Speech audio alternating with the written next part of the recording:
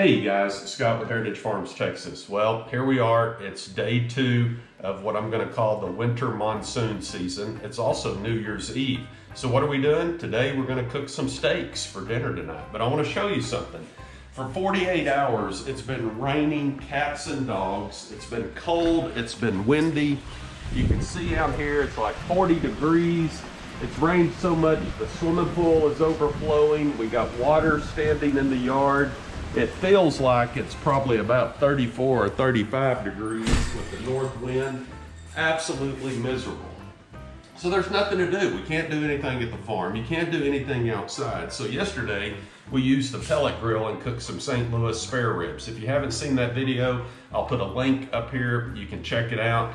But yeah, so what are we doing today? Well, for Christmas, I think the girls and my wife were trying to tell me they wanted me to do more cooking. So they got me this. The Anova Precision cooker.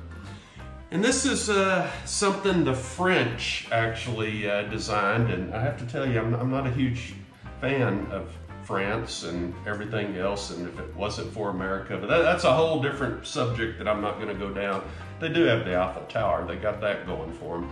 So they came out with this, and I'm gonna mispronounce this because let's face it, I'm a Texas boy from East Texas with the Southern slang. But it's Sous Vide or Sous Vide or Sous Vide. Those are some of the words you'll hear. But basically, from this point going forward, we're gonna call it the AKA Fish Aquarium Heater. And this is what it looks like. So what this is, it's a process that they came up with where you basically put food in a vacuum sealed bag. You put the vacuum sealed bag into the water, the sous vide, or AKA fish aquarium heater, heats it up to a temperature. Just like the pellet grill, what makes this unique is you can set this for whatever temperature you want, and then it will stay there. It's consistent for that point in time. And then once you get through with the process, you take the food out of the bag after the cooking time, and depending on what it is, if it's a steak, you might come over here and sear it in a cast iron skillet, but we'll show you something else. I'm gonna show you an app that they have for this machine, which is pretty cool. So this is the Anova app. And for what we're doing today, we're gonna be cooking beef. So I'm gonna click on that. We're cooking strip steaks, so I'm clicking on that. And then right here, depending if you want very rare, you can see it's 124 degrees for 1 hour. They give you directions. If you want medium rare, 129 for an hour. If you like your steak medium, well done. So well done is 150 degrees for 1 hour. Medium is 139 for 1 hour. So my daughter and my wife, they're somewhere in between. So hence we've set it at 145.5, and we're gonna cook these steaks in there for 1 hour. Myself, I want medium rare. So I'm not gonna put my steaks in for the full hour. I'm gonna put them in for about 45 minutes. So let's take a look at the steaks.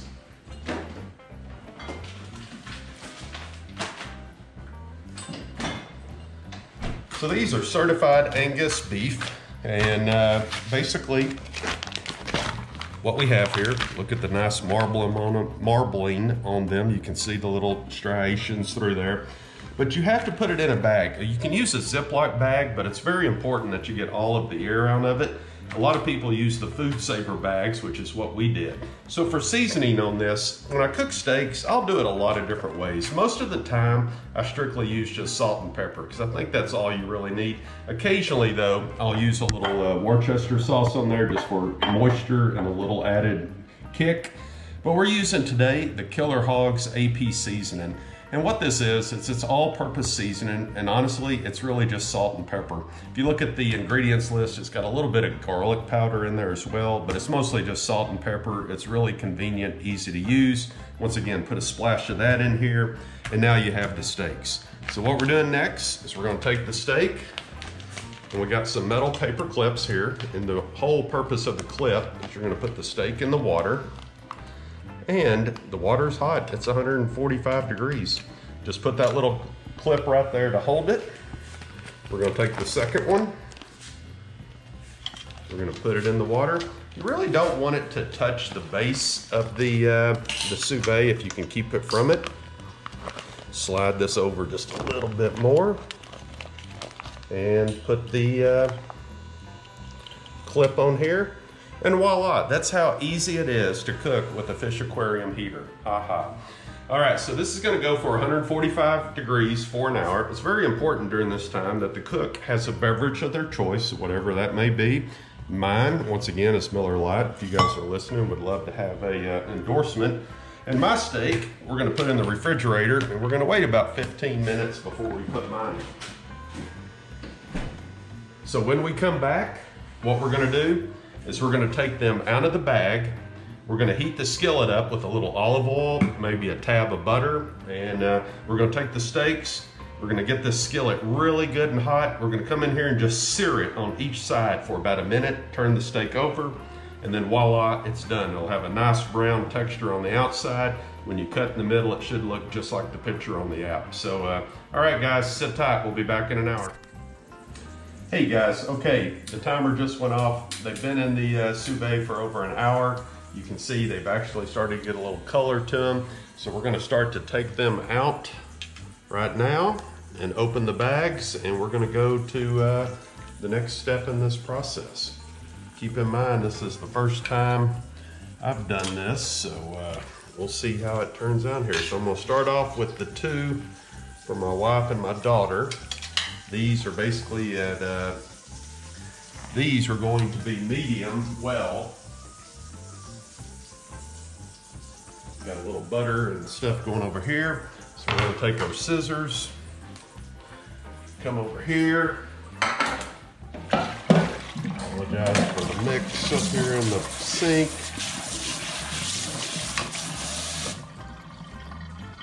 All right, we're gonna cut these guys open, drain them out.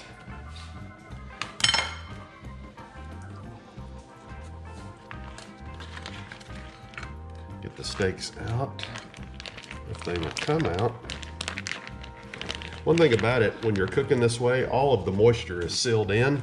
And you can see they don't look all that attractive right now because you're looking at it and you're thinking, that looks kind of like gray and cold. But hence the purpose of why we're gonna actually sear these on the cast iron skillet to give them a little color and a little seasoning and seal everything in. All right, guys, follow me on over to the other side, if you will. Hold on 1 second, and we'll go ahead and remove mine. I'm gonna turn the sous vide off.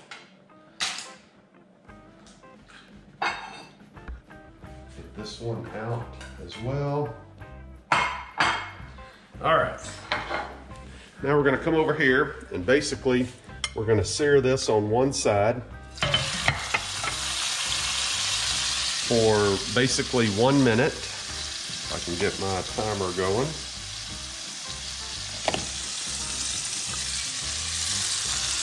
And what the purpose of this is it's going to give it some color. It's going to seal one side of it, give it that kind of brown appearance to it. And I've got a little butter in here, a little olive oil.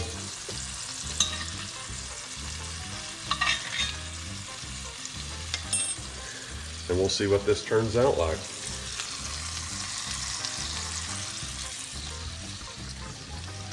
So we're 30 seconds in. Now, of course, a lot of people say this is the absolute best way to cook a steak. Matter of fact, a lot of your high-end steakhouses supposedly cook them this way, and it's really a matter of rush hour. If you think about their busy time in the afternoon at dinner, how do you prepare that many steaks? Well, by using a sous vide, you can kind of keep them in the right area and keep everything going. And then that way, when the customers come in, you can actually decide what you want to do. All right, so we're closing in on 1 minute. On that one side, we're going to turn it over, do a minute on the other side. We'll flip it back. I may not have had my skillet hot enough there for a second. So we'll see. There you go. You can see this is starting to sear. Get a nice feel for it and everything. And we'll see where we're going. So we're 120 in.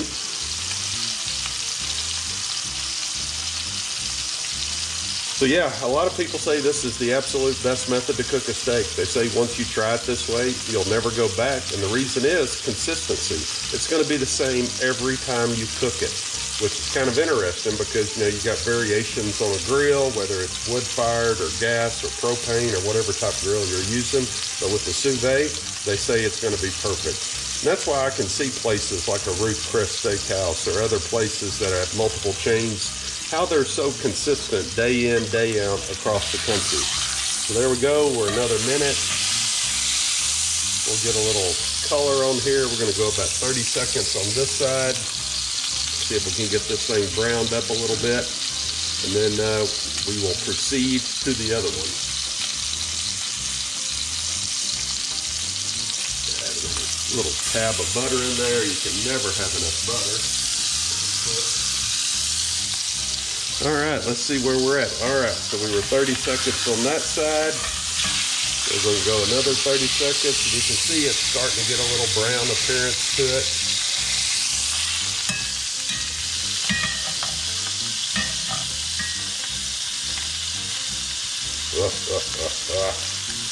Oh yeah, put a little butter on there.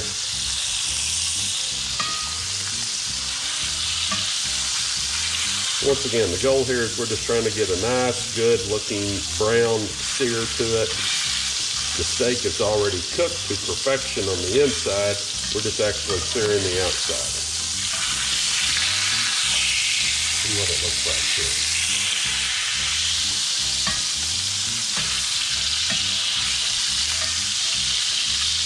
Part of this is a learning curve for me. Keep in mind, it's the first time for me to use this. In an ideal situation, if it wasn't so cold and miserable outside, I would take my Genesis grill, which has a searing station.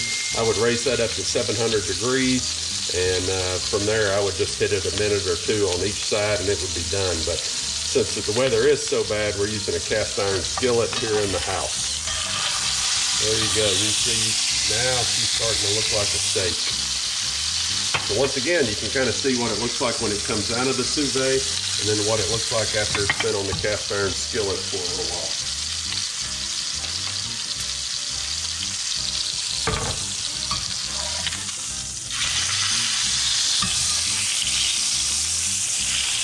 Personally, I'd rather do this on the grill because then that way you'd get some nice grill marks on it. It's kind of hard to do in the cast iron skillet. Just turning this over for a few minutes here, give it a nice appearance. And we're going to be moving over to the second one. All right, guys, I'm not going to bore you with this for all three of them. We'll be back in 1 second, and then we'll actually cut them open and show you what they look like. Thanks. Okay, guys, we just finished searing the last one on the grill, and you can see. So these two we did at medium well, and let's see here. Lost my fork, but you can actually see we did a cut in this. This is medium well. Look at the little pink center, the nice gray on the outsides, and we got it in. Let's take a look at the second one.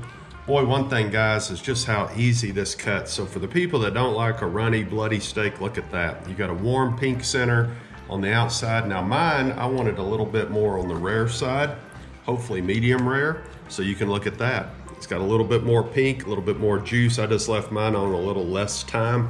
Ideally, I would have cooked mine at a lower temperature, but considering the other people in the house wanted theirs on nice and warm. So let's just take a little bite here. I gotta take, but one thing I just can't tell you is how tender and easy that knife cuts. Look at that little cut of steak right there. You know what, guys? They may be onto something. So let's do a little taste test. Oh my God, touchdown. Yesterday it was the pellet grill. Today the Sous Vide.